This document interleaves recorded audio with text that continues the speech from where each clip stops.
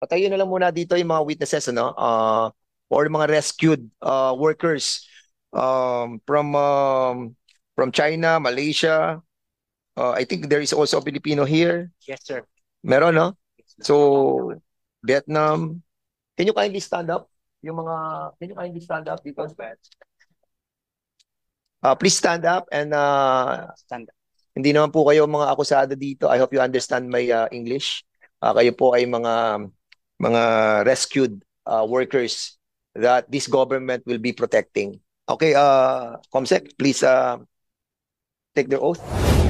就是等一下现在是做一个宣誓嘛，然后待会还会就是访问我们，就是说在里面就是的经过，就是我们工作受到怎么样的对待或者怎么样的，好，是给他们讲解一下。Daylan, please follow the statement of our Comsec on taking their oath. No? Okay. You are not rescued. No, Rescued ka din. So you take your oath as well. Okay. Okay, please put your right hand Okay, sure. and then you follow her Okay. on her English statement, then Okay. you translate it in Chinese. Okay. Okay. 就是刚刚你们的名字嘛，那 John 还有 Nick 还有Mr. Chair, I think for they are under protective custody, I believe. So I don't think it's necessary for them to mention their All right. for Okay, go. security. Just proceed without stating the name. Do you swear to tell yeah. the truth, 就是你宣誓就是发誓，对吧？the whole truth, 全部都是属实的， and nothing but the truth? 就是没有说谎，就是说的东西都是属实的哦。In this investigation, 在这个讲座会上， thank you. Please take your seat. Daylan, tell them that we are doing this to protect them, and also to protect the rights while they're here in the Philippines. Okay. Mr. Chair, may I So Dr. provide, Wilson, now you can proceed. sir, may I provide a context first? We have 5 foreign nationals. One was rescued from Bamban, Tarlac. Now, he was rescued upon the request of the Malaysian Embassy. We also have 4 Chinese nationals rescued from Porac, Pampanga. And we have 1 Filipina rescued from Myanmar. We presented the Myanmar victim to be able to provide context to the committee that the problem of scam farms is not just limited to the Philippines, but this is an inter-ASEAN problem. So, Mr. Chair, I would give the mic to the translator, Mr. Dylan. Yes, go ahead. Please proceed, Mr. Dylan. By the way, Dylan is not your real name. It's your English name, right? Dylan. Okay, go ahead. Nicknames.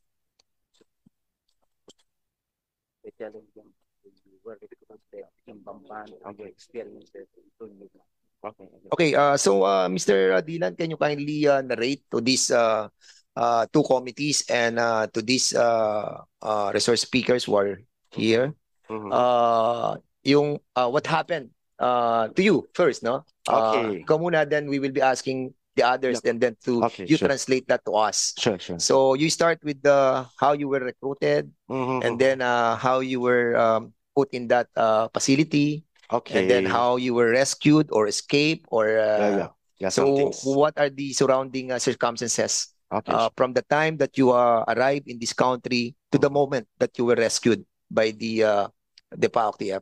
Okay. Please proceed. Okay, actually, I came in Philippines since 2021.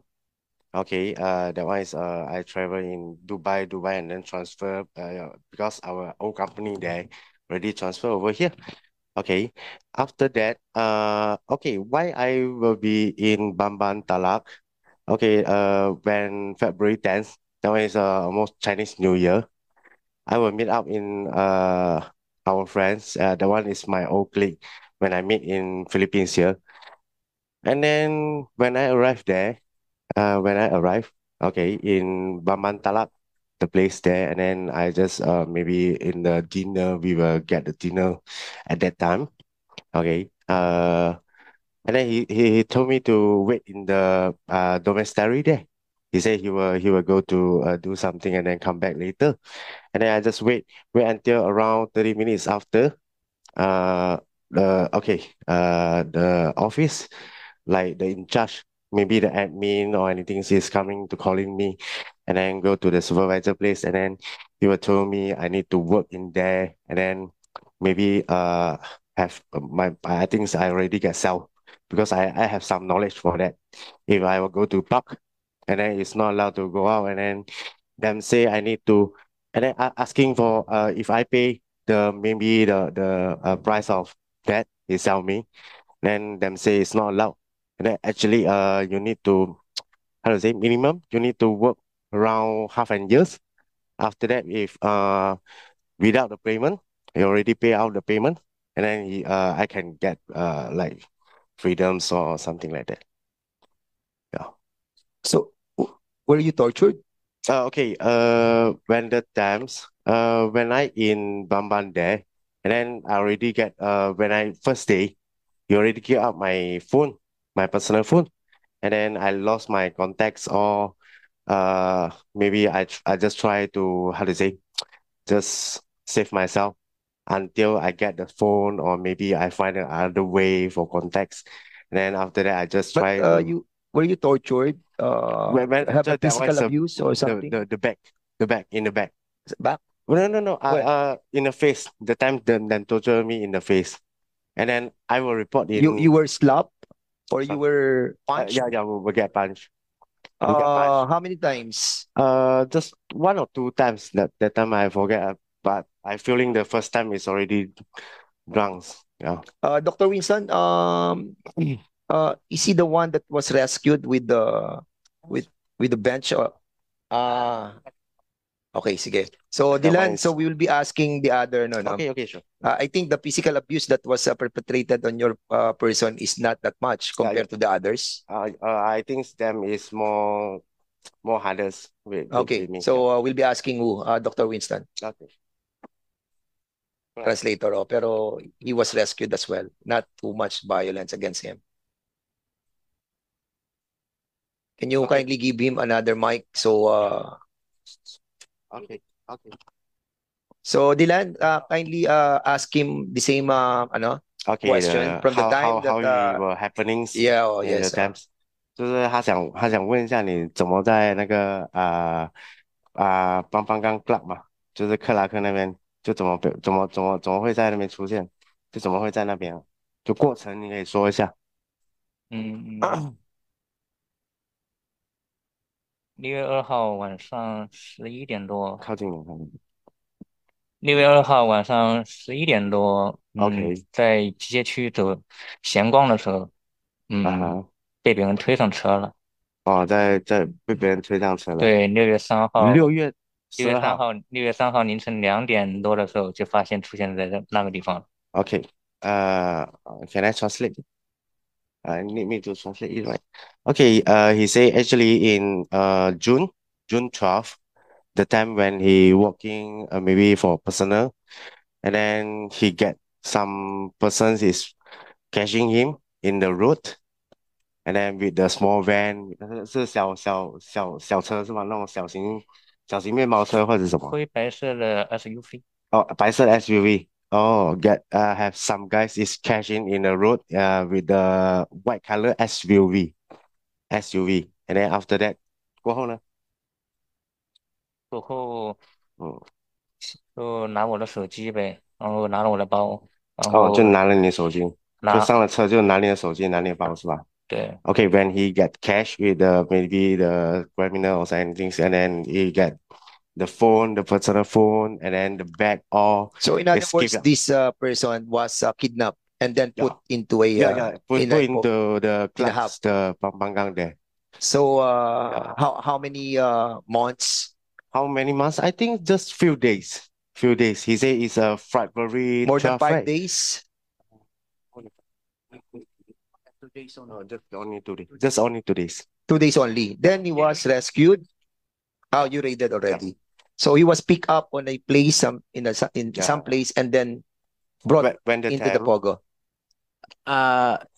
Mr. Chair, and for the committee, he was kidnapped in Pasay, June 2, if I'm not mistaken. Then he was brought to Porac. Then we rescued him around early morning of June 5. But by the way, you know the story of each and every, right? Can you kindly, you know the story of them, di ba? Better that you speak on Yeah. on their behalf Mr. because we Chair, will understand more. Mr. Chair, We cannot understand the translator. Di ba? Attorney Congressman Roy Loyola. Mr. Chair, may I know if the victim have executed an affidavit? If Dr. there is, Wilson, please reply.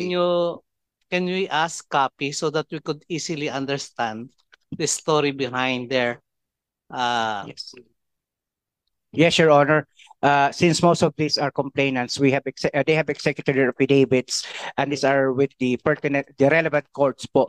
But in the absence of those affidavits, now I could recount their story since they were recounted to us to PAOK po. Mr. Chair. Mr. Chair, just a question.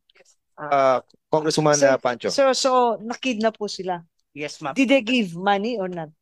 Hindi po. May I, ma'am? Yes, sure. Okay. Dylan, as he was telling his story po, he was sold po. Binenta siya doon sa Sunyuan sa Baupu. Pakibigyan mo sila. Ang nagbenta po sa kanya, barkada pa po niya. Ang sabi sa kanya ng barkada niya, kakain lang tayo doon sa Baupu kasi Chinese New Year po yon. Pero ang nangyari po, binenta po siya sa halagang 300,000. Pero hindi po niya alam. Tapos nung nagpupumilit na po siyang umalis doon sa Baupu, doon sa Porac, doon na po in-inform siya na you have already been sold and you will have to pay off your debt to them. Kinuha po yung kanyang cellphone, tapos yun nga po, sinabihan na po siya na kung kaya mong mabayaran within 6 months, makakalabas ka po. Pero may mga pagkakataon ho kasi na umaalma yung ating witness, kaya siya po yung nabubugbog. Naipagbigay alam po siya sa atin ng Malaysian Embassy sapagkat nakapag-text po siya doon sa company phone, pinakita po niya yung mga bugbog niya dito sa kanyang mukha, yung sinasabi niyang sa kanyang face. Mr. Chair. Mr. Chair. Mr. Chair. I think for Congressman Richard Gomez. I Go think ahead. for us to easily understand yung sinasabi ng taga-PAOK TF, Mr. Chair. Maybe if they have videos to show, mas madaling maintindihan ng lahat, Mr. Chair. Yes, I Yes. was about to. Yep. Yes, Mr. I was Chair. about to. Because these 5 Chinese nationals now that was invited, I think hindi naman yun yung video na that was. Hindi ho about to be lahat, presented. isa lang po So, yung nandito. Can you kindly show to us yung mga videos, but not included these people? Kasi hindi naman lahat nung nasa video are what do you call this, mga nag-akusa, di ba? Hindi sila kasama, di ba? Mr. So Chair, can just you kindly show to us the videos? yeah, for proper context, Mr. Chair, before we proceed, are we made Yes. to understand that all these witnesses used to work in the same Pogo hub or different in different locations? No, Your Honor. 3 worked for Lucky South 99 sa Porac, Pampanga. Yung isa po, yung nauna yung translator natin was from Sunyuan or yung sa Baupu sa Bamban, Tarlac. Yung isa po, yung kababayan natin ay na-rescue po namin sa Myawaddy sa Myanmar po. And all of these witnesses came here in the country to precisely work for Pogo? No, Your Honor, there was pretense kasi iba sa kanila di umano inirecruit daw po sila bilang mga cook, mga waiter, mga ganoon, pero nabenta din po sa Pogo, Your Honor. Kaya siguro Thank you. Attorney si Sayana, meron tayong mga videos that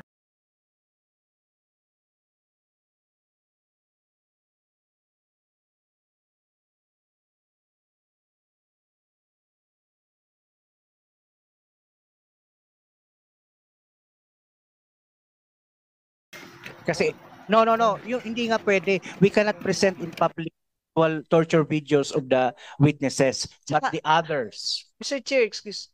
Kaya nga po naka-face mask sila eh. Tapos pakikita natin dito. So what's the use, di ba? Hindi po exactly. sila That's the yan. reason why I told a while ago that the video that will be shown are those who are not witnesses on any cases that have been filed by the PAOK TF and the different government agencies. Ang ipalabas natin yung mga napadala na sa abroad. What we are trying to portray here is the evil of the illegal activities that had been perpetrated in our country. Yes, Your No. Honor. And it was not done by the Filipinos. It was done by other foreigners in cahoots with Filipinos. Okay. Di ba? So, show mo sa amin yung mga videos. Yes, sir. That medyo ako nung napanood ko, medyo talagang offending sa atin eh. Opo. Binabastos nila ang ating gobyerno. Sige, Opo. go ahead. Thank you, Mr. Chair. Siguro, Secretariat, unahin natin yung binubugbog, yung subject for rescue pa natin, yung pinupukpok sa ulo. Yung pinupukpok po sa ulo kasi yun medyo...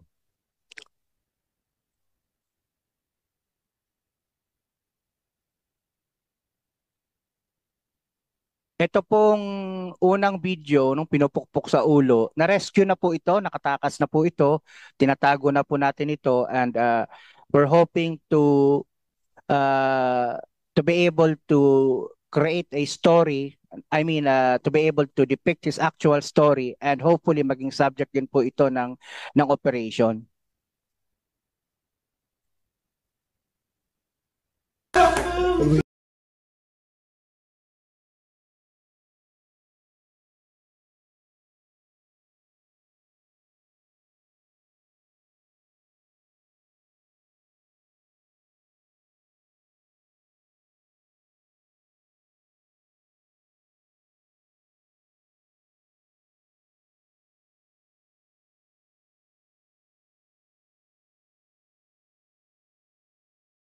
Sa PAOK.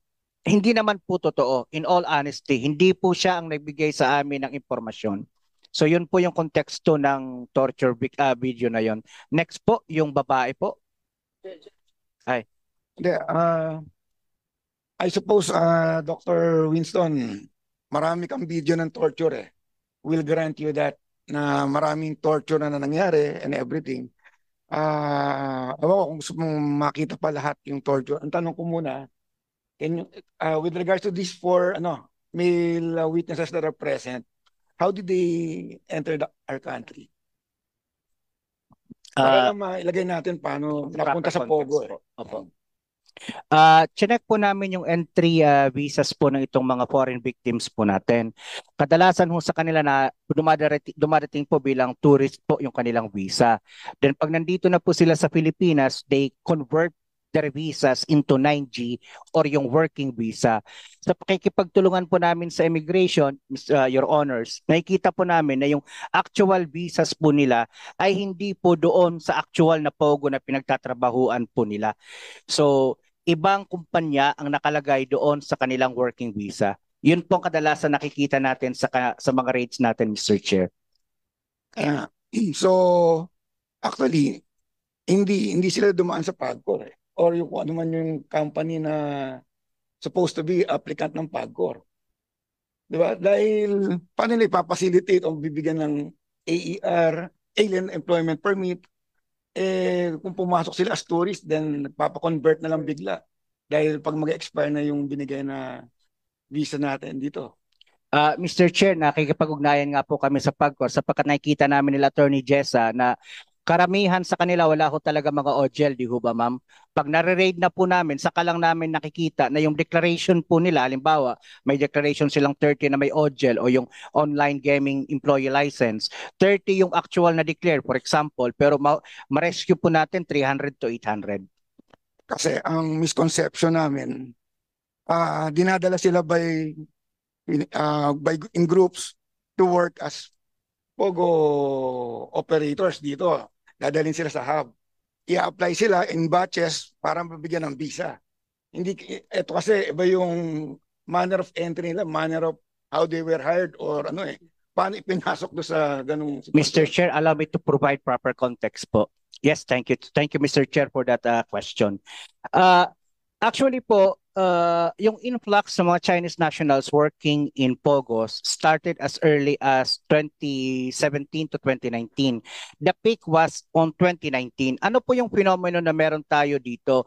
This was the time na meron tayong visa upon arrival, specifically for the Chinese nationals. Yung mga visa sa pan-arrival po na yon, sa aming pag-aaral, nakita po namin, nagkaroon ng mga bultuhang conversions po, Mr. Chair. So, pasok po muna sila rito bilang mga turista, grupo-grupo po ang mga yan, pero later on, ang kanilang primary purpose po talaga, hindi maging turista, kundi pumasok po sa Pogo industry. Kaya lang, Mr. Chair, ang naging problema nga po, pag nandun na po sila, grupo-grupong kino-convert yung kanilang tourist visas into working visas, pero fraudulent po yung mga kumpanya na kung saan nakapangalan po yung mga working visas po na yon. So meaning to say, Mr. Chair, most of the people that we find working in Pogos have been here for a number of years. Kagabi nga po, may nakausap ako, 3, 5, 6, 7, 8, 9 years po sila sa Pilipinas na. Okay. Wala tayong dollar representative. No, Mr. Chair. Wait. We just have to finish yung videos. 5 na lang ata yon. I just wanted to present the evil of these illegal activities that was perpetrated. Ano? Isa pa lang yung nakita natin what this chairman this representation wanted is ma-establish lang muna natin yung evil nung ginawang illegal activity na yon. At basically we need to see this, no? So siguro doon muna tayo, and then we will be presenting siguro kasi meron atang isang Pilipino dito. Meron isang Pilipino dito, so siya yung ating pakinggan para makita natin kung anong ginawa sa kanya. Sige, go ahead. Secretariat, yung sa babae po ba yung kasunod? Okay. Sige, tingnan po natin yung next torture.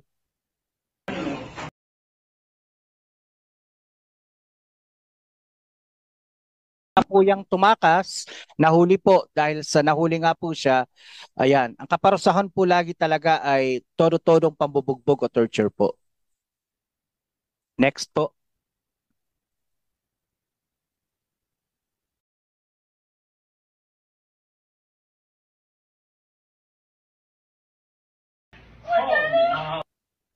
Sila din ma'am, yung mga boses.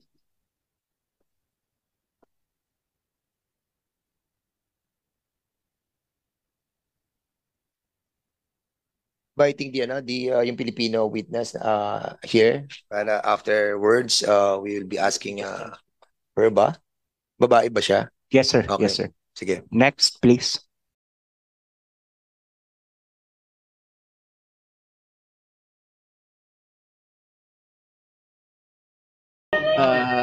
Video kanina ng babaeng pinagtatatadyakan. Yan po yung nakatakas, nahuli. At ayan po yung kanyang inabot dahil sa tumakas po siya. Mr. Chair, Okay, Congressman Pancho. pwede paki-request na i-translate yung sinasabi nung nananakit. Siguro si Dilan, no? Dilan, no? Can you kindly translate? Yung iba binibigay sa amin.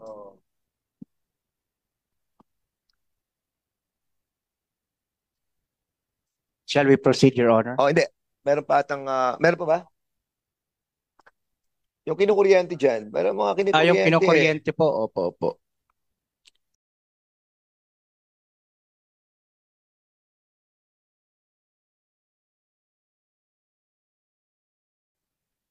Okay. Sige po.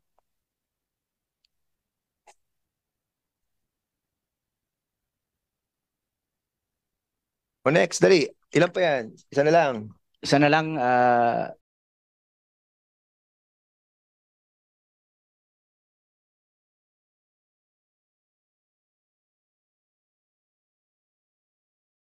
Next. Last po.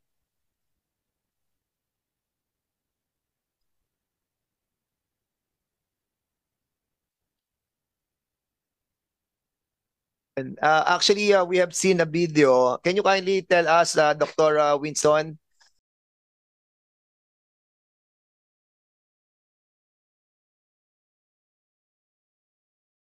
Some of us here do not have a low tolerance of, watching all of these tortures, especially women. May we request, Mr. Chair, that we don't no longer show these videos. Remember, we are live streaming on YouTube. And there are kids who may view these videos. Yeah, okay. So can we request to the very reason that testimony and stories All right. is enough. Yes, we will do that. Congressman Richard Gomez. Actually, that is the last already, no? Okay, so Congressman Gomez, please. Thank you, Mr. Chair. Gruesome as it may be to show these videos, Mr. Chair, but it is very important for everyone to see what is happening inside the Pogo. Kasi mahirap yung nagkikwentuhan lang tayo eh. Minsan nakakatulog tayo habang nagkikwentuhan. But if people are seeing what is happening inside these Pogo hubs, then you feel the pain, you feel the torture, you feel the illegal activities that are happening inside, and then people are having an understanding. Ano bang ginagawa ng mga ahensya natin sa gobyerno? What are the LGUs doing? What are the PNP people doing? What is the BID doing? What are the accomplishments of the PA, the PAOK agency? All of this, Mr. Chair, that is why, sad as it may seem, pero dapat makita talaga ng tao. But I agree na ang dami nang nakita, then maybe we can already put a stop to this. But actually, we have to understand, Mr. Chair, na itong Pogo na to is really hurting our society. It is corrupting our government. It has become a bedrock of corruption. Actually, a while ago, I was telling this body that we're going to show it. Not only because the direction of the speaker is to have a comprehensive investigation. And when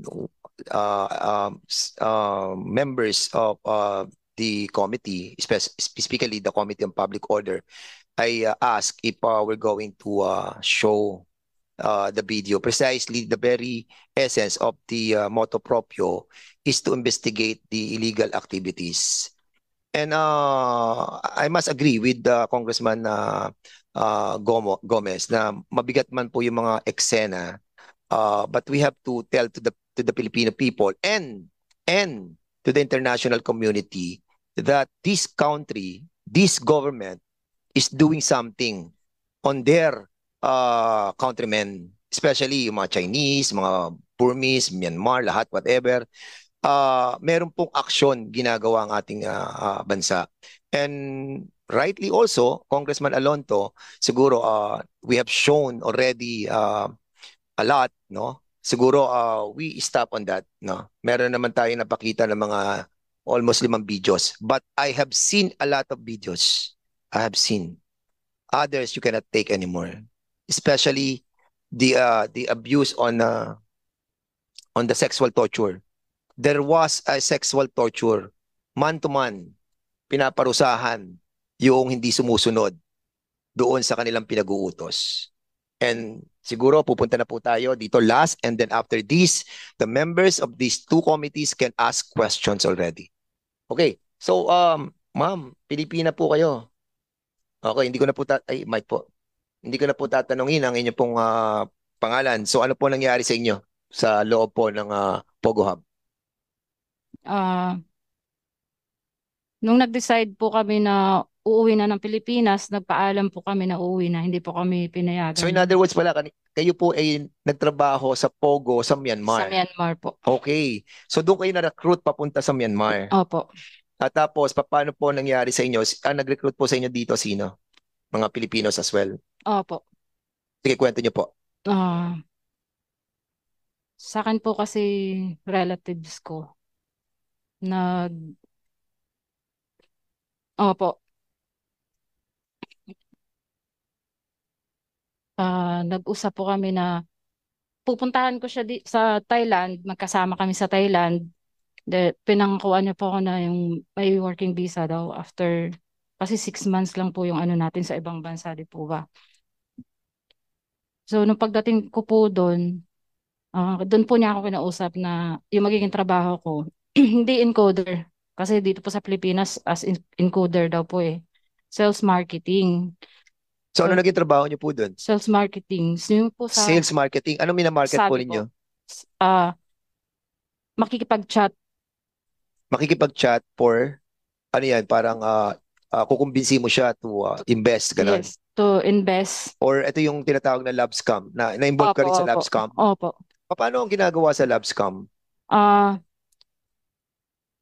Meron kayong parang, kasi I heard from PAOK TF na parang meron silang parang template.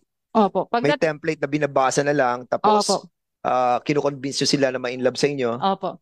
Pagdating mo po doon, may papabasa po sila sa iyo na mga script kung paano ka makipag-chat, kung paano ka makikipag-usap sa mga client na mayayaman. Okay. Tapos, syempre po, getting to know each other, sabihin mo po kung papakilala ka, as doon po sa model mo na napili.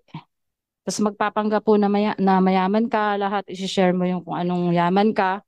Tapos doon, pag ano po, doon, pag napa-inlove mo na siya, doon mo na po siya i-convince na Pero may tatanong ako sa iyo.